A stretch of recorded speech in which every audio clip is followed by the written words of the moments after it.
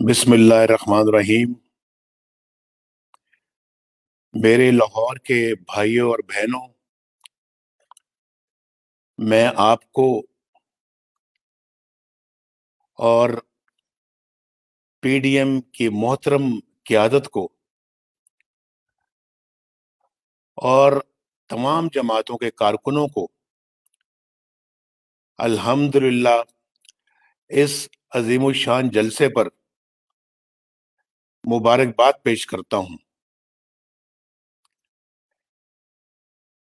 میں خاص طور پر اس جلسے کے منتظمین اور کارکنوں کو شاباش دیتا ہوں، جنہوں نے ایک غاصب اور غیر جمہوری حکومت کے تمام ہتھ کنڈوں کو ناکام بناتے ہوئے یہ جلسہ منعقد کیا۔ بھائیوں اور بہنوں، میں نے اس طرح کی آمریت اور اس قسم کے جبر کی مثال کم ہی دیکھی ہے کہ ایک پرامن جلسے کو کرسیاں، لاؤڈ سپیکر اور لائٹس دینے پر بھی مقدمے بنائے جا رہے ہیں۔ ان لوگوں کو خبر نہیں کہ جب عوامی طاقت کا سیلاب آتا ہے تو اس طرح کے ہتھ کنڈے، اس طرح کی بزدلانہ رکاوٹیں تنکوں کی طرح بہہ جاتی ہیں۔ لاہور کے میرے غیور بھائیوں، آپ جانتے ہیں میرا تو آپ کے ساتھ عمر بھر کا تعلق ہے۔ اللہ تعالیٰ کے فضل و کرم سے آپ نے جب مجھے پہلی مرتبہ وزیر اعظم منتخب کیا تو پاکستان معاشی طور پر اس خطے کا سب سے مضبوط ترین ملک بن کر ابھرا۔ ہماری شرح ترقی 8% جا پہنچی، جو آج 0 سے بھی نیچے ہے۔ اور اللہ کے فضل و کرم سے آپ جانتے ہیں کہ خوشحالی اور روزگار کے بے شمار مواقع پیدا کیے گئے، اللہ نے کیے اور آپ کی دعاؤں سے ہوئے۔ آپ کو لاہور، اسلام آباد اور پشاور تک کا موٹر وے بنا کر تحفے میں دیا، اور آپ نے جب مجھے دوسری مرتبہ وزیر اعظم منتخب کیا الحمدللہ، تو پھر میں نے پاکستان کی سالمیت اور بقا پر کوئی سمجھوتا نہیں کیا۔ آپ گواہ ہیں اس بات کے۔ الحمدللہ میں نے آپ کا مان رکھا، اور اللہ تعالیٰ کے فضل و کرم سے پاکستان دنیا کی 7ویں بڑی ایٹمی قوت بن گیا۔ عمران خان کو، یعنی سلیکٹڈ کو، جو لانے والے ہیں ان کو بھی شاید یاد ہو یا نہ ہو، لیکن لاہور کے میرے بھائیوں اور بہنوں، آپ کو ضرور وہ دن یاد ہوگا جب بھارتی وزیر اعظم واجپئی صاحب اسی تاریخی میدان میں آئے جہاں آج آپ ہیں، اور کھڑے ہو کر کہا، انہوں نے کہا کہ ہم پاکستان کے وجود کو تسلیم کرتے ہیں، اور پاکستان کا اپنا مقام ہے، اپنی مہر ہے، پاکستان کی اپنی مہر ہے۔ اور پھر 2013 میں آپ نے مجھے تیسری مرتبہ وزیر اعظم اور شہباز شریف صاحب کو وزیر اعلیٰ بنایا، تو آپ جانتے ہیں اچھی طرح سے، مجھے یاد دلانے کی ضرورت نہیں ہے کہ پاکستان اندھیروں میں ڈوبا ہوا تھا۔ 20 گھنٹے کی لوڈ شیڈنگ ہوتی تھی، یاد ہے نا آپ کو؟ 20 گھنٹے اور گیس کی لوڈ شیڈنگ سے چولہے ٹھنڈے پڑ چکے تھے. ہر طرف دہشت گردی کا راج تھا. روز بم دھماکے ہوتے تھے. ہر طرف بدامنی تھی. اللہ تعالیٰ کے فضل و کرم سے ہم نے بجلی کے اندھیروں کو مٹایا اور پھر گیس کی لوڈ شیڈنگ کا خاتمہ کیا اور دہشت گردی کو جڑ سے اکھاڑ پھینکا. یاد ہے نا آپ کو؟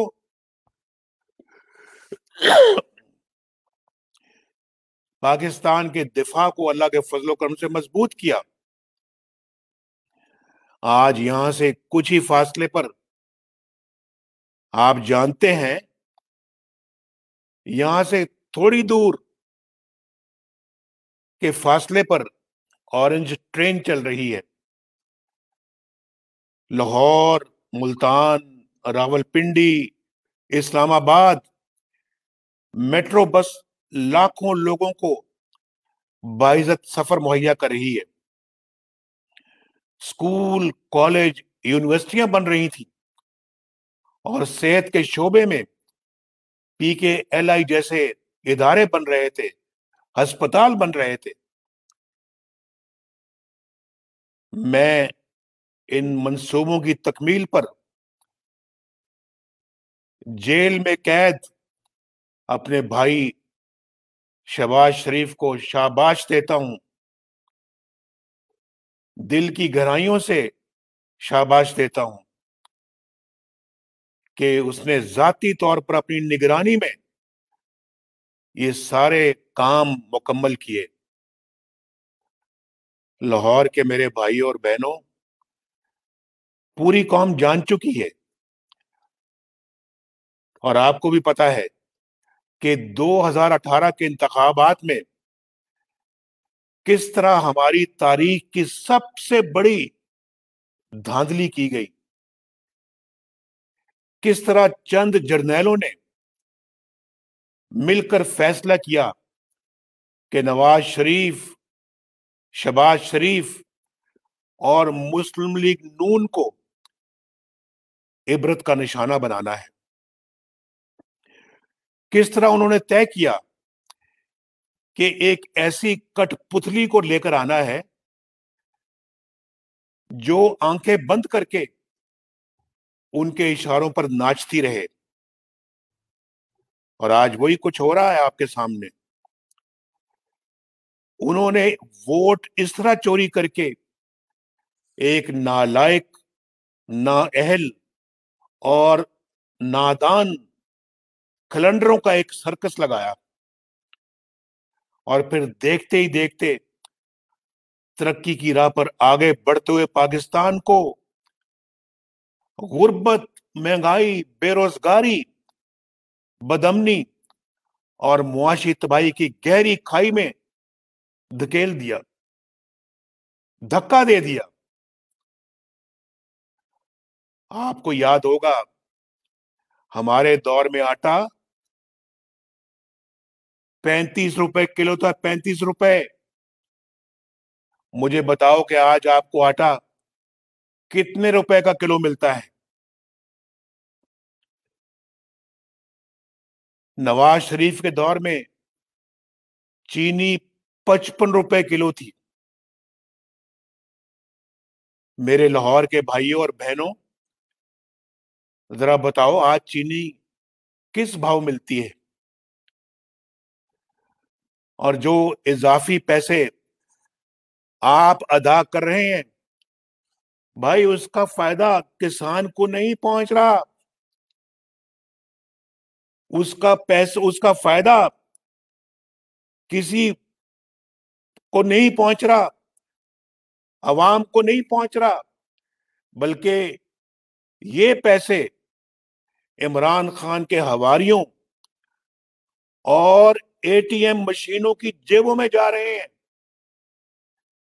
یہ آپ کو پتا ہونا چاہیے اور میں آپ سے غلط بات کبھی نہیں کرتا. نواز شریف کے دور میں آپ کو یاد ہے نا ڈالر 104 روپے پر تھا اور کہاں پہنچ گیا؟ آج کہاں پہنچ گیا ہے؟ پاکستان کے عوام اپنے ساتھ ہونے والے ظلم کا حساب کس سے لیں؟ کس سے پوچھیں کہ گھی، دالوں، سبزیوں اور ضروریات زندگی کی قیمتیں 200 گنا کیوں بڑھ گئی ہیں؟ کس سے پوچھیں کہ دواؤں کی قیمتیں ان کی پہنچ سے کیوں باہر ہو گئی ہیں؟ کس سے پوچھیں کہ دیکھتے ہی دیکھتے ہماری آدھی آبادی غربت کی لکیر سے نیچے کیوں چلی گئی ہے؟ کس سے پوچھیں کہ لوگ فاقوں پر کیوں مجبور ہو گئے ہیں؟ کس سے پوچھیں کہ رکشہ ڈرائیور کیوں اپنے معصوم بچوں کو نہر میں پھینکنے پر مجبور ہو گیا؟ کس سے پوچھیں کہ 1 کروڑ نوکریاں دینے والے نے لاکھوں لوگوں کا روزگار کیوں چھین لیا؟ آج تو پاکستان سے باہر بھی ہمارے پاکستانی بے روزگار ہو رہے ہیں، اور آپ جانتے ہیں مجھ سے بہتر اس بات کو۔ کس سے پوچھیں کہ 50 لاکھ گھر بنانے کا وعدہ کدھر چلا گیا؟ کس سے پوچھیں کہ بجلی اور گیس ملے نہ ملے 3-4 گنا بل کیوں آ رہے ہیں؟ کس سے پوچھیں کہ 27 ارب میں میٹرو بس بنانے والا شہباز شریف تو جیل میں ہے، لیکن پشاور BRT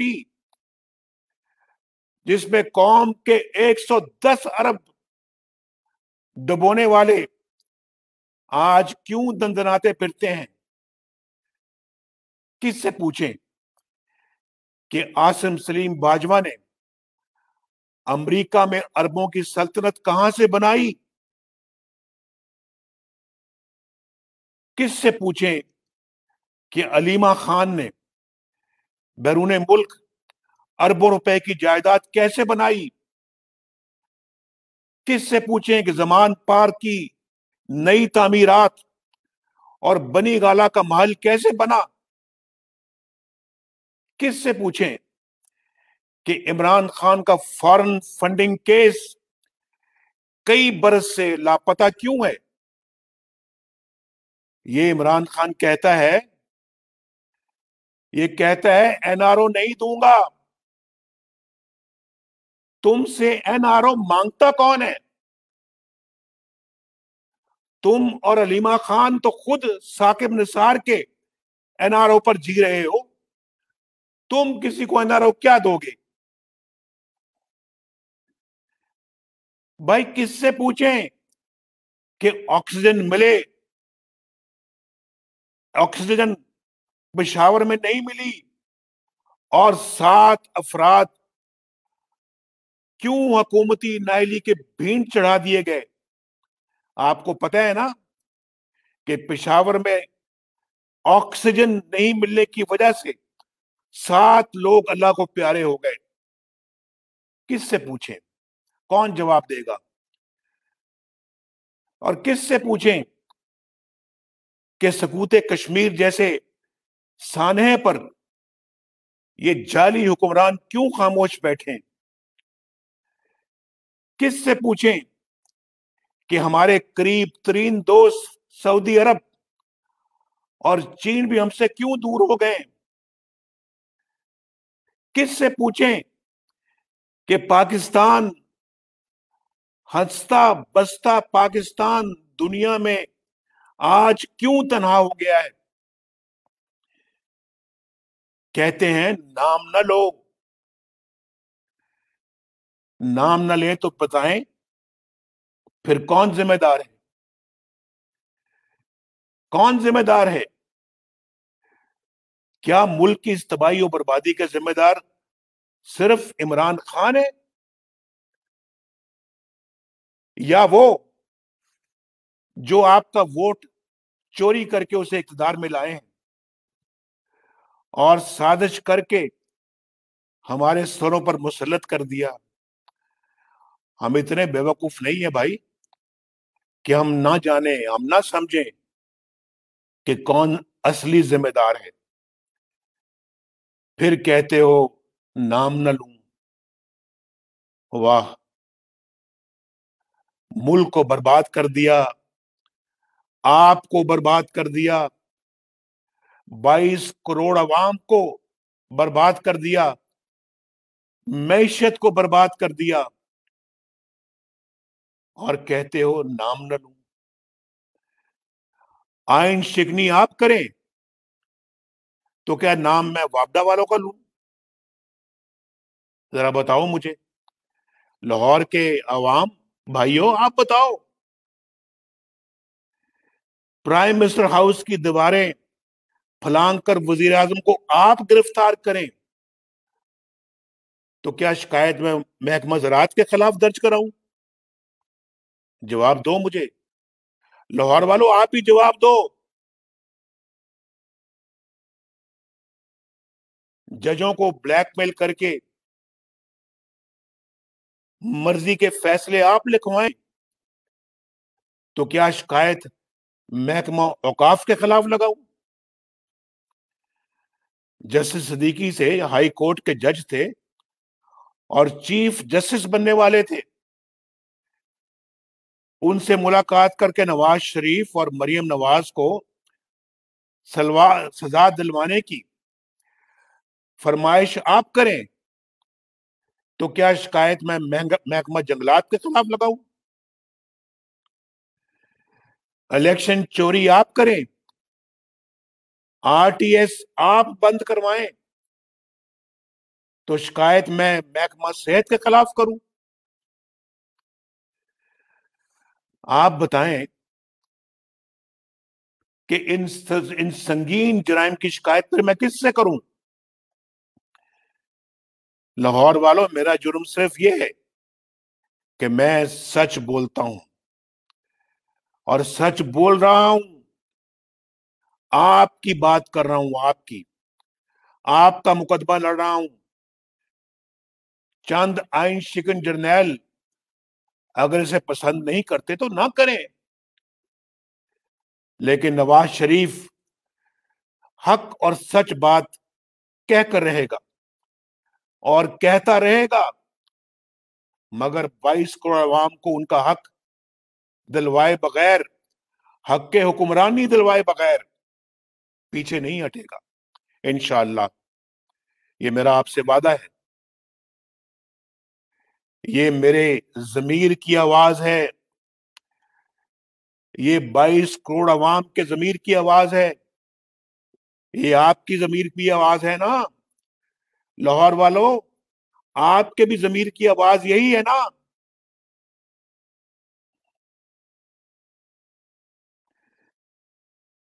نواز شریف کیا کہتا ہے بھائی؟ کیا کہتا ہے نواز شریف کا بیانیہ؟ کیا ہے؟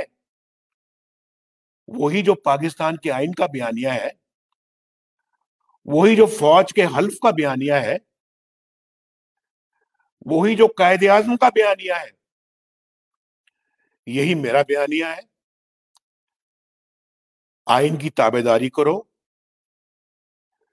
اپنے حلف کی پاسداری کرو، سیاست سے دور رہو، فوج کے ادارے کو اپنے سیاسی مقاصد کے لیے مت استعمال کرو، ایجنسیوں میں پولیٹیکل انجینئرنگ کی فیکٹریاں بند کرو،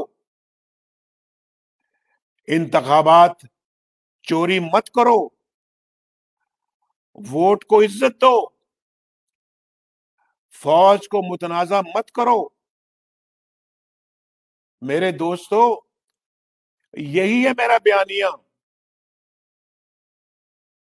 اس میں اگر کوئی ایک بات بھی ملک یا ریاست یا قومی سلامتی کے خلاف ہے تو مجھے بتاؤ، لاہور والے بتاؤ مجھے. لیکن جب آپ آئین توڑتے ہیں بھائیو، جب آپ آئین توڑتے ہیں، جب آپ اپنے حلف کی خلاف ورزی کرتے ہیں، جب آپ 10 سال اقتدار پر قبضہ کرتے ہیں، جب آپ ملکی دفاع کے لیے کام کرنے کی بجائے سیاستدانوں کو جیل میں ڈالنے کے لیے دن رات ایک کر دیتے ہیں، جب آپ وار گیمز کی بجائے پولیٹیکل گیمز کھیلنے لگتے ہیں، جب آپ ہر عوامی لیڈر کو عبرت کا نشانہ بنانے لگتے ہیں، تو پھر بجا طور پر عوام کو شکایتیں پیدا ہوں گی، پھر سوال ہوں گے اور سوال پوچھے جائیں گے۔ ان سوالوں کا جواب یہ نہیں کہ نام کیوں لیتے ہو۔ میں اگر آپ سے پوچھوں، جب ایک جرنیل ایک جج کے گھر جاتا ہے کہ نواز شریف اور مریم نواز کو نہیں چھوڑنا، اور یہ بات منظر عام پر آتی ہے، تو اس جرنیل کے خلاف کیا ایکشن لیا جاتا ہے؟ اس کو تو الٹا ترقی دے دی جاتی ہے۔ آپ نے ان افسروں کے خلاف کیا کارروائی کی جنہوں نے آپ کے بقول جذبات میں آ کر آئی جی سندھ کو اغوا کیا؟ کہتے ہیں جذبات میں آ کر آئی جی کو اغوا کیا۔ واہ! کیا وہ مریم نواز شریف کے ہوٹل کا دروازہ توڑ کر اندر داخل نہیں ہوئے؟ کیا ایسے واقعات سے فوج کی عزت میں اضافہ ہوا؟ کیا اس سے فوج کا وقار بلند ہوا؟ فوج کا مرتبہ بلند ہوا؟ بھائی، میں نام اس لیے لیتا ہوں کہ الزام پوری فوج پر نہ لگے، الزام میری پاک فوج پر نہ لگے، ان پیارے مجاہدوں اور جان بازوں پر نہ لگے جو اس کھیل سے سینکڑوں میل دور اپنے مورچوں میں ڈٹے ہوئے ہیں اور وطن کے دفاع کے لیے قربانیاں دے رہے ہیں۔ انہیں کیا خبر کہ ایک جرنیل نے جج کو کیا کہا؟ انہیں کیا خبر کہ وطن کے دفاع پر توانائیاں صرف کرنے کی بجائے وہ ججوں اور سیاستدانوں کے خلاف سازشیں کرنے پر اپنی توانائیاں خرچ کر رہے ہیں؟ انہیں کیا خبر؟ وہ تو بے قصور ہیں، ان کو تو معلوم ہی نہیں ہے۔ یہی وہ ڈکٹیٹر، میرے بھائیوں لاہور کے باسیوں، یہی ہیں وہ ڈکٹیٹر اور سیاسی کھیل کھیلنے والے جو باقی فوج کی وردی کو داغدار کرتے ہیں۔ یہ ہیں وہ لوگ، یہ ہیں وہ چہرے۔ میرے دوستوں، بھائیوں، بہنوں، آج الحمدللہ ہمارے بیانیوں کو، یعنی ووٹ کو عزت دو کو، پورے پاکستان کی قوت الحمدللہ اور طاقت حاصل ہو گئی ہے۔ آپ کے کامیاب جلسوں نے اور جذبوں نے واضح پیغام دیا ہے کہ اب اس جعلی سیٹ اپ کا جاری رہنا ملک کی سلامتی کو خطرے میں ڈال سکتا ہے۔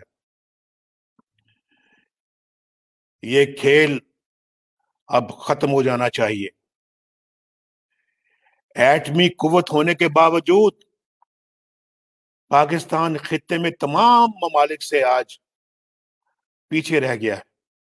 کتنے دکھ کی بات ہے۔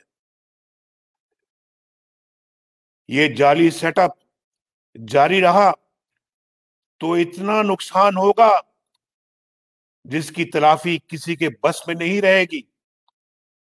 یہ میں بتا دینا چاہتا ہوں لاہور والوں، الحمدللہ آج ہماری جدوجہد ایک نئے فیصلہ کن مرحلے میں داخل ہو رہی ہے۔ آپ اس نئے مرحلے کے لیے گھروں سے نکل پڑے، پھر نہ کہنا کہ ہمیں پتہ نہیں چلا، پھر نہ کہنا کہ ہمیں علم نہیں ہوا۔ میں خاص طور پر نوجوانوں سے کہوں گا کہ وہ پاکستان کو بچانے کے لیے آج اسی جذبے کے ساتھ اٹھ کھڑے ہوں جس جذبے کے ساتھ آپ کے بزرگ اپنی جوانی کے دنوں میں پاکستان بنانے کے لیے نکلے تھے۔ اب ہم اس جعلی سیٹ اپ کا حصہ نہیں بن سکتے۔ اب یہاں بیٹھنا قوم سے زیادتی اور ناانصافی ہے۔ اس نظام کو بدلے بغیر کوئی چارہ نہیں ہے۔ لاہور والوں اور پاکستان والوں، غور سے میری بات سن لو۔ اس نظام کو بدلے بغیر اب کوئی چارہ نہیں۔ یہ ملک مزید غیر جمہوری دخل اور مداخلت کی تاب نہیں لا سکتا، اور جو دخل اندازیاں کرتے ہیں، خاص طور پہ میں ان کے لیے یہ بات کر رہا ہوں، یہ ملک اب اس کا متحمل نہیں ہو سکتا۔ یہ ملک جیم ہو چکا ہے، بالکل جیم ہو چکا ہے، اور اس نظام کو بدلے بغیر اب آپ آگے نہیں بڑھ سکتے۔ یہ جو ہائی جیک جمہوریت جس کو اغوا کیا ان لوگوں نے، اس میں آپ کا اور آپ کے بچوں کا کوئی مستقبل نہیں، بالکل نہیں ہے۔ اس بات کو جتنی جلدی سمجھ لیا جائے اتنا ہی بہتر ہے۔ لہذا آج ہمیں ایسا نظام چاہیے جس میں ریاست کے اوپر کوئی ریاست نہ ہو۔ یاد رکھیں، میری بات غور سے سنیں، کوئی فوج اپنی قوم سے نہیں لڑ سکتی۔ آج جب آپ اپنی آزادی منوا رہے ہیں اپنے زور بازو سے اور اپنے حقوق حاصل کرنے پر زور دے رہے ہیں، بیکار جعلی مقدمات درج کرنے کے سوا یہ آپ کا کچھ نہیں بگاڑ سکتے۔ ان سے مت خوف کھائیں، کیونکہ یہ خود آپ سے خوف زدہ ہے۔ ان کو بتائیں قوم کے حقوق سلب کرنے کا کیا نتیجہ ہوتا ہے۔ اپنی خود مختاری حاصل کریں بھائیوں، اپنے ووٹ کی عزت حاصل کریں، یہ آپ کو لینی پڑے گی، حاصل کرنی پڑے گی۔ کیا ہم انگریزوں سے آزادی حاصل کرنے کے بعد چند جرنیلوں کے غلام بن جائیں؟ پوچھو یہ سوال اپنے آپ سے، کیا اس طرح کی غلامی آپ کو قبول ہے؟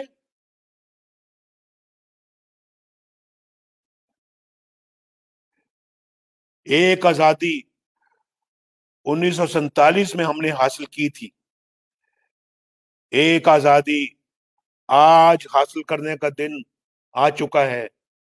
آج اس سلیکٹڈ سیٹ اپ کا یہ ڈرامہ اپنے منطقی انجام کو پہنچنا چاہیے۔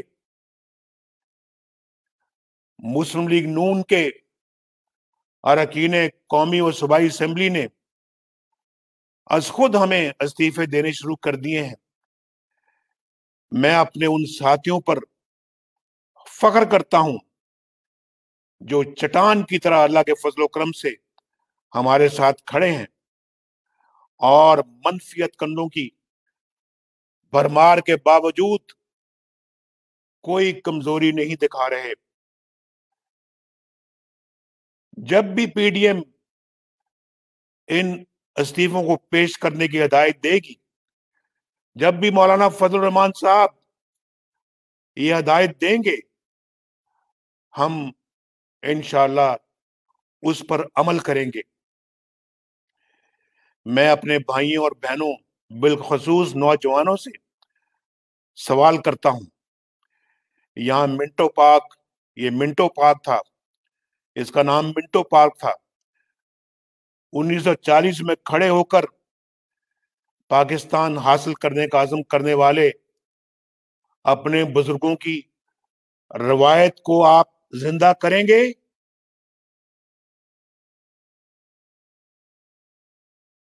क्या अपने वतन को इन जंजीरों से आजाद कराने का अज़म करेंगे?